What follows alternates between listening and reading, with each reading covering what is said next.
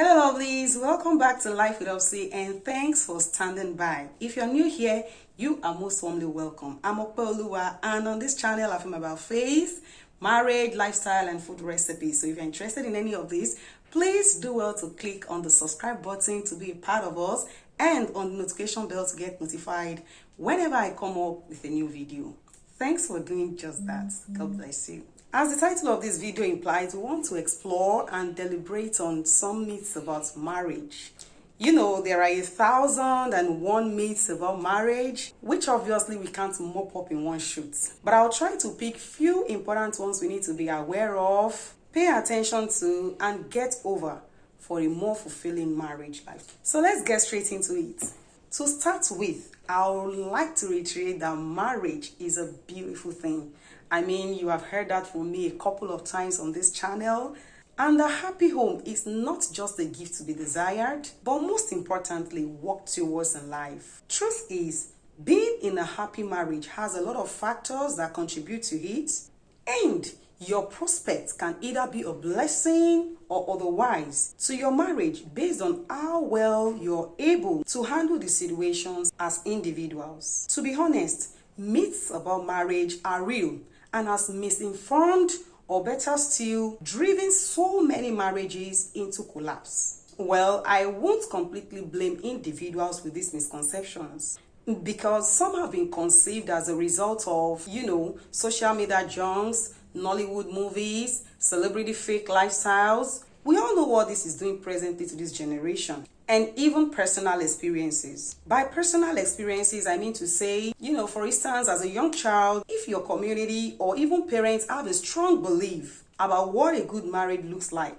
and express these beliefs on a regular basis, you might have adopted them yourself. Another scenario is if you live among some individuals for a better part of your growing up years who couldn't disagree without hurling insults at each other to prove their points or register their vote. You might think all misunderstandings are characterized by chaos. I mean, we see this on our day-to-day lives on the streets of Lagos, if you move around by public transportation especially. But the awful thing about these notions is that it makes people feel like failures when they encounter common road bumps in marriages. It has even resulted in untimely death and suicide for some. That's how deep these delusions can be. And this is so because they have successfully mistaken these misconceptions for the truth, which they are not. Oh yes, you heard me. They are not. Quickly, let's go to the first myth I would like to share. Marriage brings happiness. Even though on the positive side, I would like to agree with this myth, but from a better perspective, I'll say expect wholeness rather than happiness, which is even far more comforting and longing for.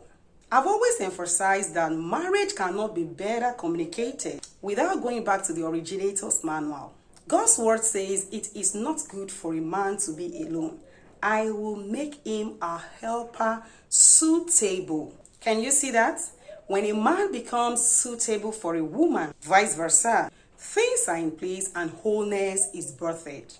On another hand, you will agree with me that happiness usually comes with temporal situation of things because life evolves. Another way to look at it is that happiness comes from within. I mean, it is not the job of another person to make you happy. So what if the other is with the same mindset? Then it means both of you are going to wait till forever to make each other happy. Therefore, believing that marriage will make you happy when you can't find happiness from within, either with what you do or who you are, is typically setting yourself on a time bomb. Truth is, it is not marriage that makes you happy. It is happy marriage that makes individuals in it happy. Another myth about marriage I want to share is couple must be compatible. Well, I did justice to this in one of my videos about compatibility in marriage. It's all you need to know about this myth. Please check my video gallery for this topic and be blessed as you watch.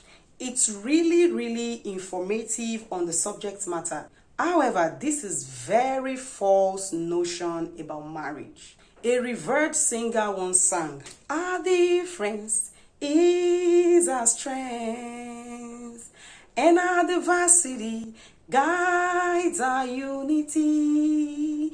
There may be many tongues, but one goal, one nation on the land. My interest in that lyric as it relates to this video is that our differences becomes our strength and our diversity guides the union of marriage. You don't have to be the same kind of person or have things in common to enjoy a good marriage. Opposites attracts. My husband and I cannot be more opposites. He's completely an introvert while I am an extrovert. I mean, the goal here is not to see your differences as a barrier or liability, but rather as an asset to complement each other when and where necessary. And could also be an easy path to learning from each other to become better persons. You can imagine being an introvert and extrovert in one person, which would imply knowing when to air your opinion about something and when to keep quiet, as the case may be. That's the beauty of it. I told you I have a video already dedicated to this myth, so I'll just stop here to avoid repetition. The third myth I want to talk about here is sex in marriage.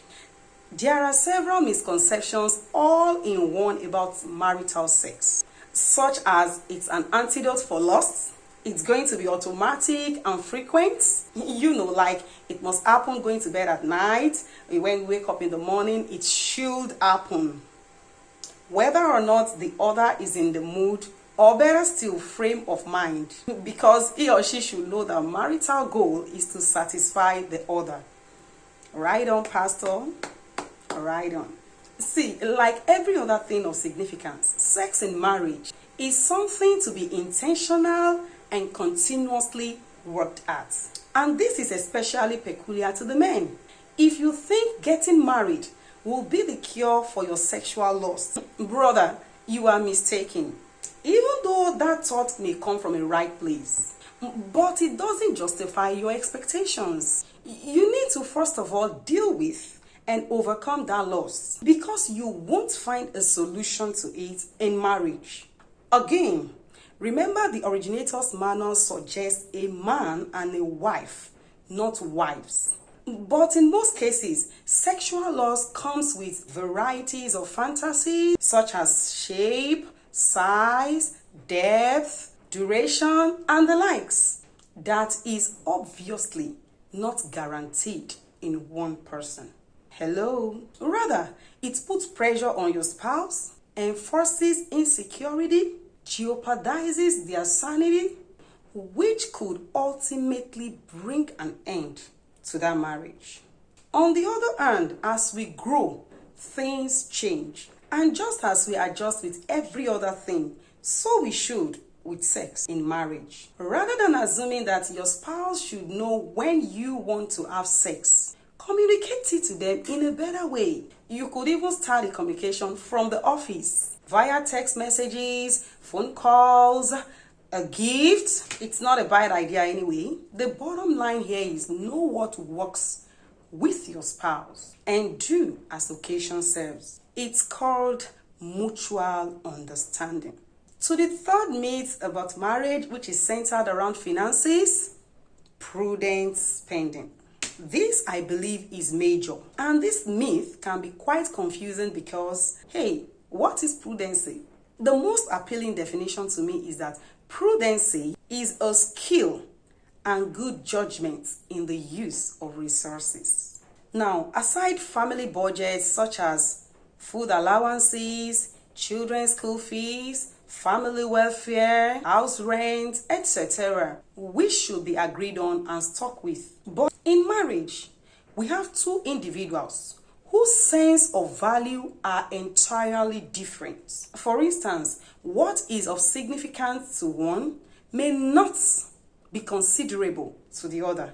But for financial implications in marriage, it becomes a debate on how prudent couples go about their finances. So just because you don't see value in what your spouse wants to do with money doesn't mean your sense of judgment is better.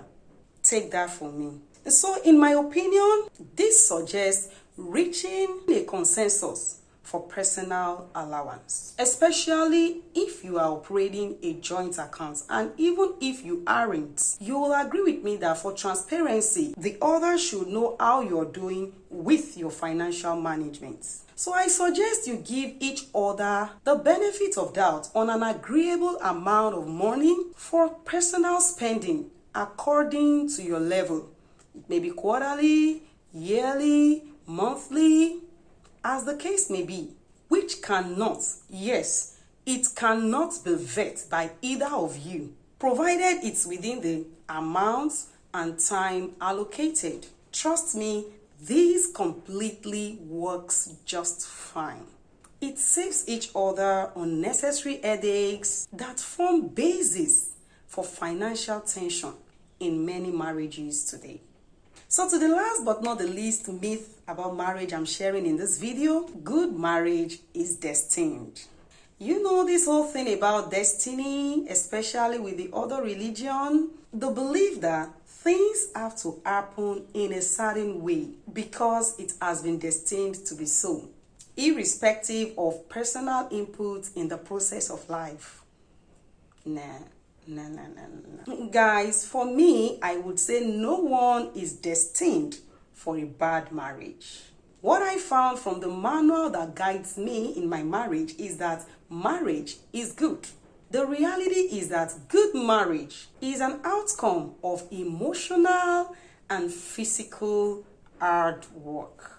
And that is why I completely fault this myth. Good marriage is two people who are committed to put in the necessary efforts to make it work. And what is that effort I'm talking about here? It is no other from what you've heard time and again from me. Communication, forgiveness, tolerance, patience, commitment, accountability, openness, spiritual development, praying with and for your spouse. Most importantly, letting go of every act of immaturity in order to be more understanding of your spouse is key to overcoming every myth that may have misguided you on the subject of marriage. Trust me, it is the most interesting lifelong institution you can ever be in if you choose to be in the process with God at the center of it all. Let me add as I round up here that marriage in itself is like an empty house. It is what you bring in and decorate it with that you get. Garbage in, garbage out. Meaning there is no happiness in marriage. Happiness is in you. There is no love in marriage. Love is in you. There is no kindness in marriage. Kindness is in you. And in the same vein, there is no wickedness in marriage. Wickedness is in the hearts of one or both persons in marriage. It's just a matter of time. Pressure will reveal contents. That is why you should take cognizance the Originators' advice on marriage, one of which is do not be unequally yoked together with an unbeliever. Don't go and marry somebody going in the opposite direction and think you will change them over time. It never works. An unbeliever in the context of marriage is somebody whose thoughts does not align with yours spiritually, physically, financially, emotionally, mentally, psychologically, and maybe physically. I'll advise that you open your eyes and hearts and allow God, the originator of marriage, to lead you right. So guys, let's call it a day here. I'm confident you have been able to pick something worthwhile to reevaluate your expectations of marriage and to be a better spouse in order to make your marriage the best it can be. If so, give this video a thumbs up and share with friends and family through your social media accounts. Just share it now with as many as you would love to be informed with this. And if you've been watching my videos and I haven't subscribed, please be a part of my growth process by just clicking the subscribe button under this video and the notification bell so as to get notified whenever I come up with a new video. Thanks again so much for watching, and until next time I come around, stay blessed. Bye.